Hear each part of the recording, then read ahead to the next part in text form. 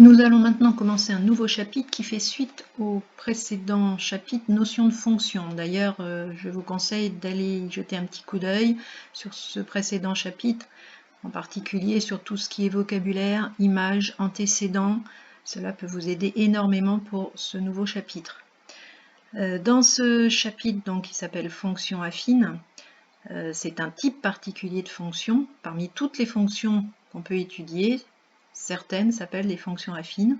Donc dans ce nouveau chapitre, vous allez devoir apprendre différentes petites choses. Il vous faudra connaître bien sûr ce qu'est une fonction affine, une fonction linéaire ou une fonction constante. Il faudra savoir aussi représenter graphiquement une fonction affine, linéaire ou constante. Et il vous faudra aussi apprendre à calculer des évolutions en pourcentage. Alors pour commencer, la définition. Qu'est-ce que c'est qu'une fonction affine ? Alors une fonction affine, c'est une fonction de la forme f de x égale à x plus b. Vous vous rappelez, on avait déjà étudié dans le chapitre notion de fonction différents types de fonctions. Celle-ci a une forme particulière. Elle est toujours de la forme a fois x plus b, plus quelque chose.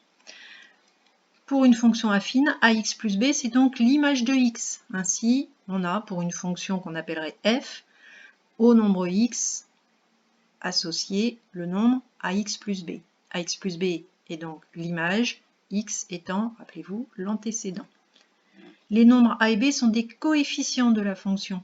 Ce sont des nombres qui ne changent pas. Pour une fonction donnée, les nombres a et b ne changent pas. Seul le nombre x varie. C'est d'ailleurs pour ça qu'on l'appelle variable. Des exemples de fonctions affines. Par exemple, la fonction f de x égale 2x plus 3.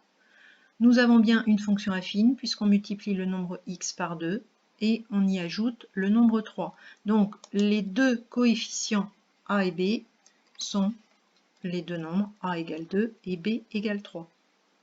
On pourrait aussi avoir une autre fonction, g de x, pour laquelle au nombre x, on multiplie le coefficient 0,3. Et dans ce cas-là, le nombre b n'existe pas, il est égal à 0.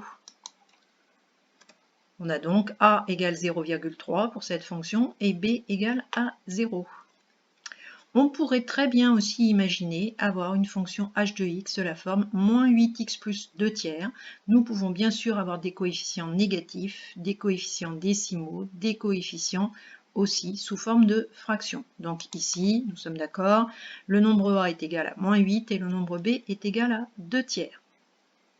Attention, cette fonction j de x égale à 2x carré plus 3 n'est pas une fonction affine.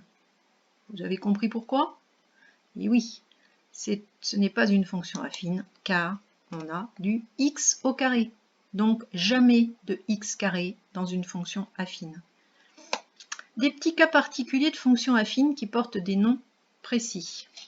Par exemple, si comme tout à l'heure, nous avons une fonction pour laquelle le nombre b est égal à 0. Ça peut arriver, b peut prendre n'importe quelle valeur, donc peut prendre la valeur 0. Dans ce cas-là, la fonction va s'écrire sous la forme f de x égale a fois x, plus 0, mais qu'on n'écrira pas. Cela correspond à une situation de proportionnalité, et on parle dans ce cas-là de fonction linéaire. Mot important à retenir, dans les fonctions affines, certaines s'appellent des fonctions linéaires. Ce sont quand même des fonctions affines, mais particulières, puisque on ajoute 0.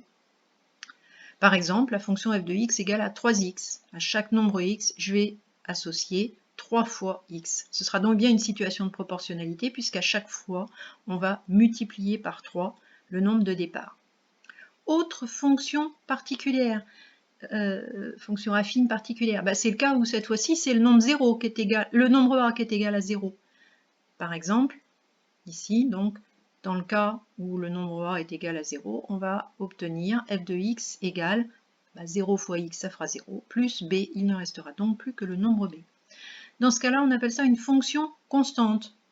L'image ne dépend pas de x. En effet, à chaque fois qu'on va chercher l'image, on obtiendra toujours le nombre b. Par exemple, pour la fonction g de x égale à moins 4, je peux remplacer x par 1, je vais trouver moins 4. Je vais remplacer le nombre x par 10, l'image de 10 sera encore égale à moins 4. Je peux remplacer le nombre x par 1 milliard, je trouverai toujours le nombre moins 4 comme image. Donc c'est ce qu'on appelle une fonction constante, puisque quelle que soit la valeur du nombre x, son image sera toujours égale à moins 4. Donc la fonction constante est aussi un cas particulier de fonction affine. Elle fait partie des fonctions affines, mais elle est particulière puisque le nombre a dans ce cas-là est égal à 0. Voilà pour ce qu'il faut connaître pour commencer sur les fonctions affines, linéaires et constantes.